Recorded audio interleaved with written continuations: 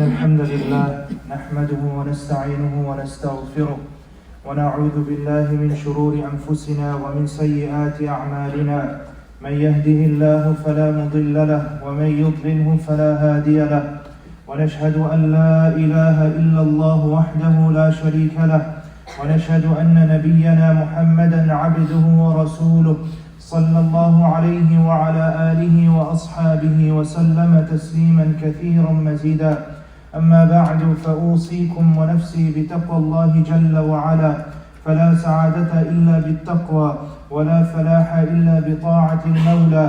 قال ربنا جل وعلا: يا أيها الذين آمنوا اتقوا الله حق تقاته ولا تموتن إلا وأنتم مسلمون.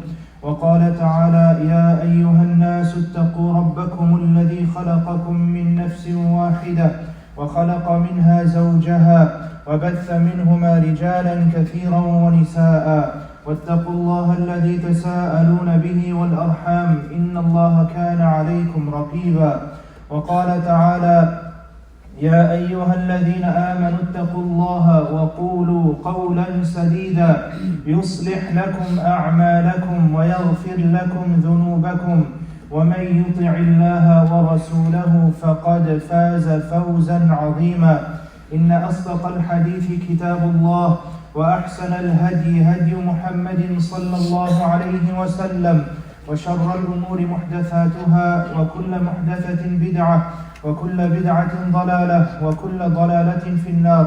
من أطاع الله ورسوله فقد رشد، ومن يعص الله ورسوله فقد ضل وغوى. All praise and thanks is due to Allah subhanahu wa ta'ala, the Almighty alone.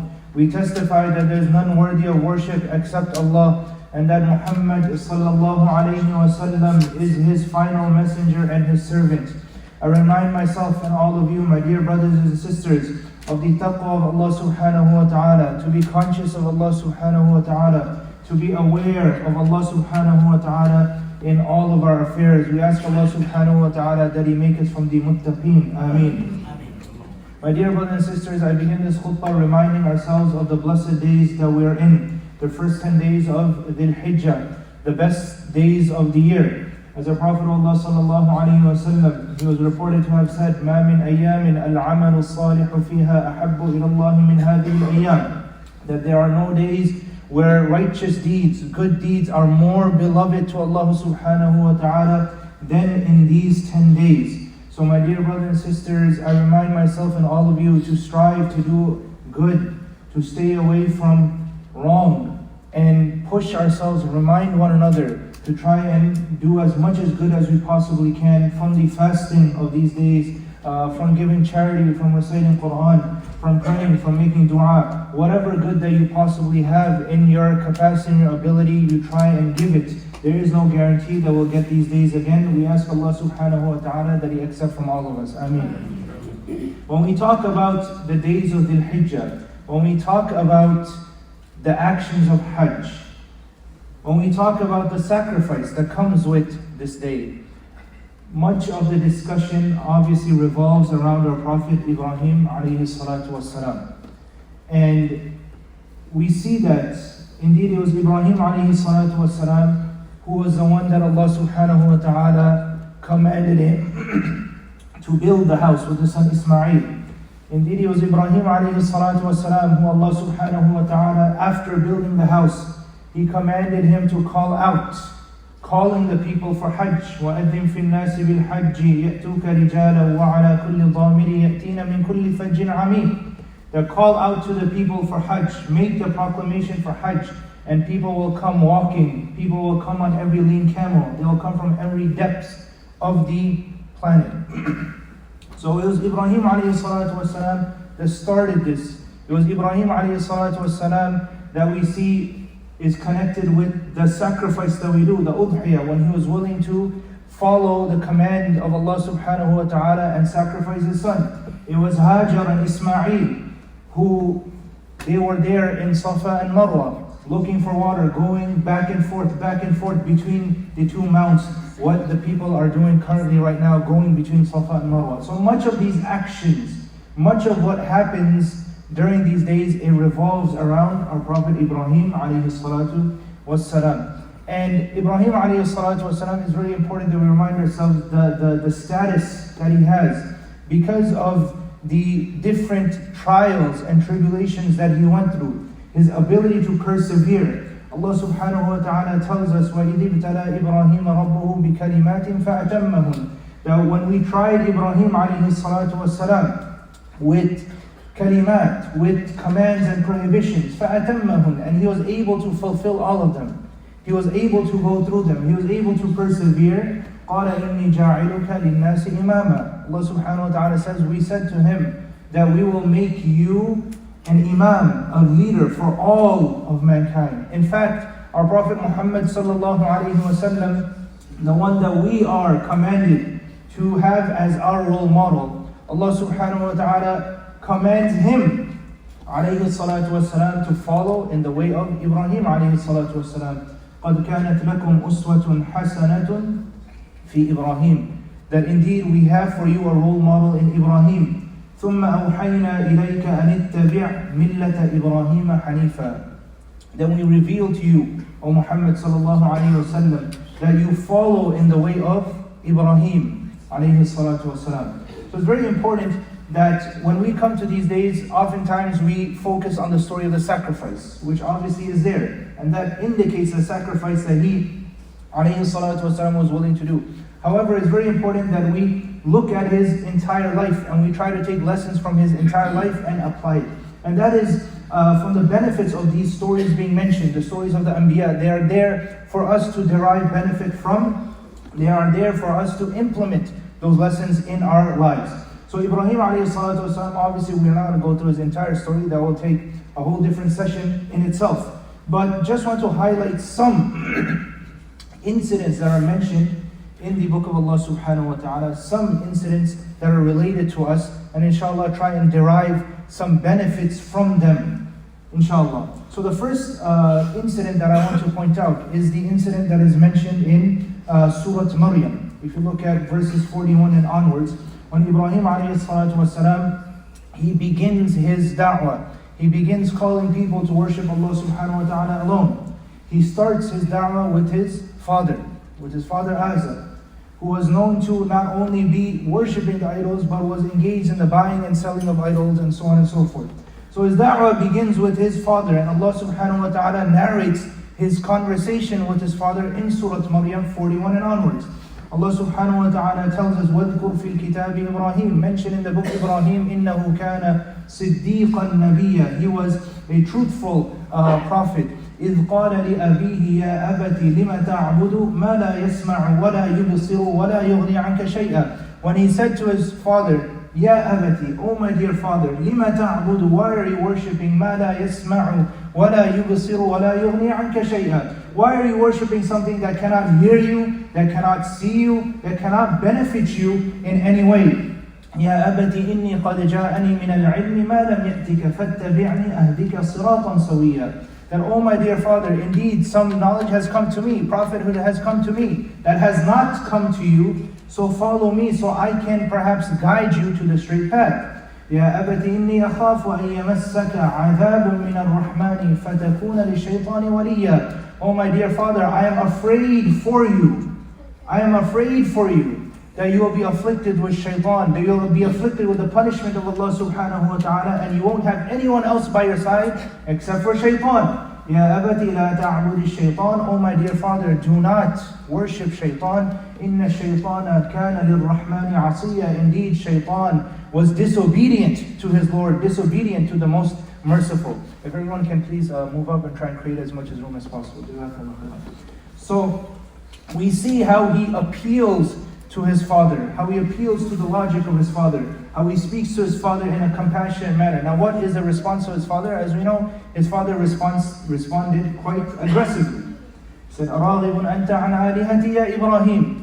That, are you plotting against our gods? Do you have something against our gods? لَإِن لَمْ تَنْتَهِ لَأَرْجُمَنَّكَ وَهْجُرْنِي مَلِيًّا. If you don't stop this, لَأَرْجُمَنَّكَ, I will stone you. Imagine a father is telling his son, I will stone you, I will harm you, I will be violent against you. وَهْجُرْنِي مَلِيًّا, and leave me for some time. I do not want to see you.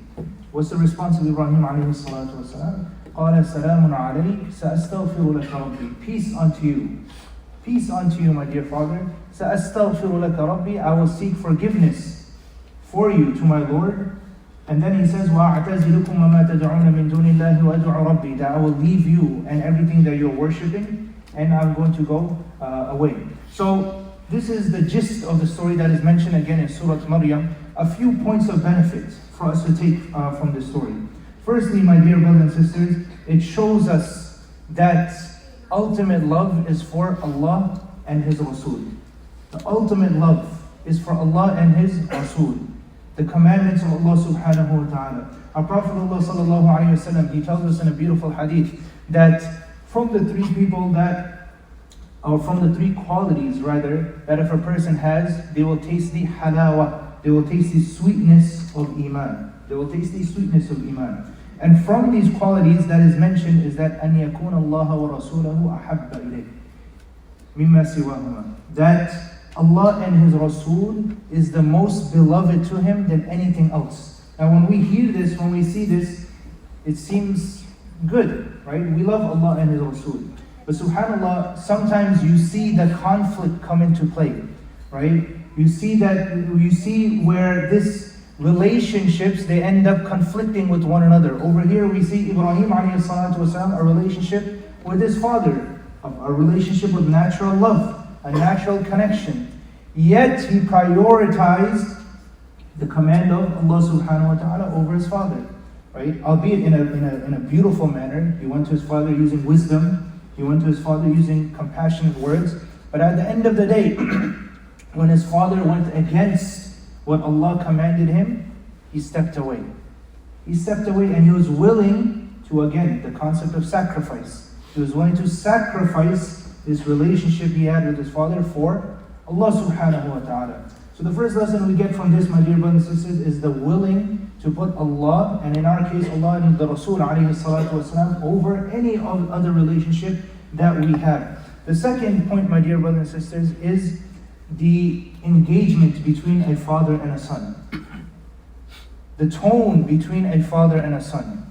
Right? And oftentimes when we talk about father-son or parent-children relationship, we focus this conversation towards the youth, right? Which obviously is important. That is what the youth, they need to grow up on, and we need to remind them about that.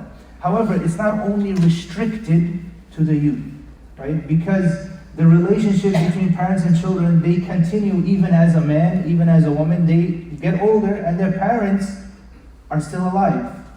Right? Allah subhanahu wa ta'ala, if you look at the most famous verse where Allah subhanahu wa ta'ala talks about being dutiful, being merciful, being kind to one parent in Surah Al-Isra, He says, وَقَضَى رَبُّكَ أَلَّا تَعْبُدُوا إِلَّا إِيَّاهُ وَبِالْوَالِدَيْنِ إِحْسَانًا إِمَّا يَبْلُغَنَّ عِندَكَ الْكِبَرَ أَحَدُهُمَا أَوْ كِلَاهُمَا فَلَا تَقُلْ لَهُمَا أُفٍّ. If one of your parents reaches old age, or both of them reach old age, فَلَا تَقُلْ لَهُمَا أُفٍّ. Then don't even say uff towards them. Now if your parents are reaching an old age, then what does that say about your age? You're not a young man anymore, you're getting there as well. So subhanAllah, this conversation is not only restricted towards the youth, it's there for all of us.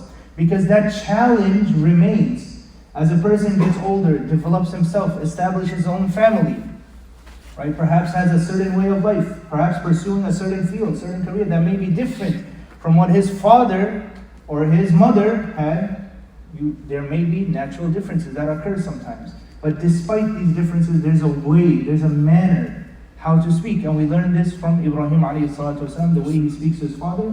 Despite knowing his father was upon falsehood, despite knowing his father was wrong, he still came to his father using beautiful language, appealing to his logic, being compassionate in the way he spoke to his father. The third point of advice, my dear brothers and sisters, that I want to focus on is the importance of good company.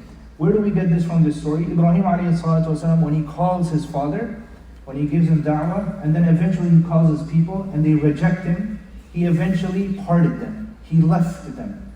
Right? وَأَعْتَزِلُكُمْ, that I'm going to leave you. Right? He left his people. He was willing to sacrifice that. And it's a reminder for us, my dear brothers and sisters, that it's important for us that we also analyze our social circles. We analyze the people around us. Are they having a positive impact on us or a negative impact? Right? And we need to be honest with ourselves. Are they reminding us of Allah? Are they reminding us of His Messenger? Are they pushing us to become better when it comes to our religion? Or are they having negative impacts on us? And it's very important that we analyze this and we are then willing to remove ourselves from certain social circles that may have negative impacts on us. And this is what Ibrahim ﷺ was willing to do. Even though he called his people and his people refused. He could have said, okay, I'll just worship Allah and I'll just stay with my people because I don't want to sacrifice the relationships that I have, the community that I'm with. Right? So it's very important that in our social circles, we analyze this and we are honest with ourselves and we're willing to make these necessary, again, sacrifices. And I'll end with this beautiful hadith of our Prophet Muhammad sallallahu alayhi wa sallam when he says, مَثَلُ الْجَلِيسِ الصَّالِحِ وَسُوءِ كَحَامِلِ الْمِسْكِ وَنَافِخِ الْكِيرِ. The example of righteous company and harmful company is like the example of the perfume carrier, perfume seller, and the, for a lack of better words, the blacksmith. And he says, as for the perfume seller, either he's going to give you that perfume for free, or you will buy perfume from him, or you will find from him good smell. Right? And we see this if you go to the perfume stores and whatnot. Even if you walk by, sometimes they come out at you and they start spreading you, and even though you don't want anything, and you end up, mashallah, smelling very nice. Right? So just being around that company, it has either a direct impact or it will have an indirect impact, the positive qualities. And then here, alayhi salatu wasalam says the example of harmful company is an example of a blacksmith, someone that is dealing with fire, working with smoke and fire. Either that person, if you're around him long enough in his store, in his shop, you will get burnt, your clothes will get burnt, or at the very least you will find the smell of smoke. If you're around smoke long enough, when you step out, people will be able to smell that on you, that you are around smoke, you are around fire.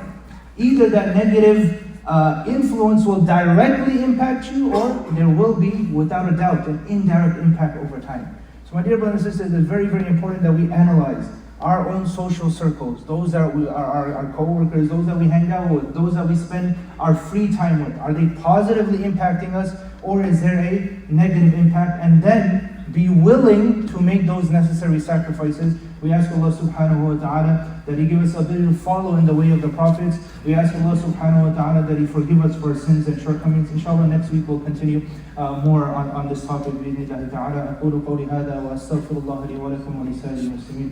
استغفروه إنه هو الغفور الرحيم.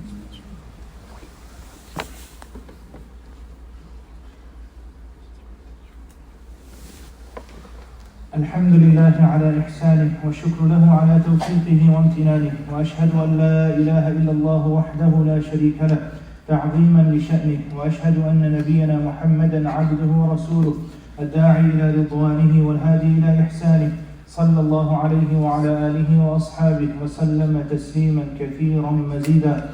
أما بعد، فقد قال الله عز وجل في محكم التنزيل: إن الله وملائكته يصلون على النبي يا أيها الذين آمنوا صلوا عليه وسلموا تسليما. اللهم صل وسلم وبارك وأنعم على نبينا محمد.